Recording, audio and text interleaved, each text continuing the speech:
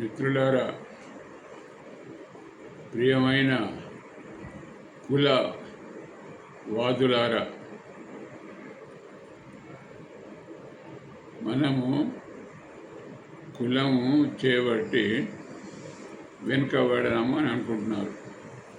కాబట్టి radical మెరిటోక్రటిక్ party కులాలను అభివృద్ధి చేస్తుంది. కుల నిర్మూలన చెయ్యం. ఎందుకంటే వేల సంవత్సరాల నుంచి వస్తున్నటువంటి కులాన్ని ఎందుకు తీసేయాలి? అందుకొరకు కులాలను అభివృద్ధి చేస్తాం. ఎట్ల విధంటే, ఇప్పుడు సాధారణంగా కులము వృత్తిని బట్టి వచ్చినాయి. కమ్మరి పని చేస్తే కమ్మరుడు, కుమ్మరి పని చేస్తే కుమ్మరుడు, కాపు పని చేస్తే కాపు.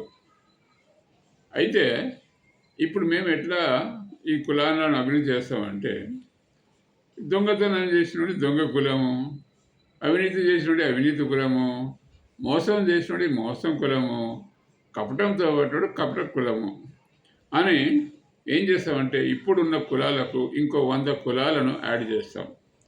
యాడ్ చేయడం వల్ల ఏమైపోతుందంటే, ఒక కులంలో దొంగలు ఉన్నారనుకో, వాళ్ళు దొంగలు బయటపడతారు. మోసగాలు చేసేవాళ్ళు అనుకో, మోసగాళ్ళు బయటపడతారు. ఆ విధంగా మోసం చేసేవాళ్ళు మోసకులం అయిపోతారు, కపటంతో బతికేవాళ్ళు కథకులం అయిపోతారు, వ్యభిచారం చేసేవాళ్ళు ఇతర కులం అయిపోతారు. ఆ విధంగా కావడం వల్ల ఉన్న కులాలన్నా మంచుకుంటాయి.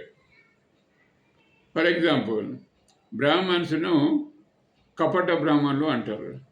అలా కపటం వాళ్ళు బయటకు పోయినారు అనుకోండి, ఉన్న వాళ్ళు బ్రహ్మజ్ఞానులు అయి ఉంటారు మంచిగా.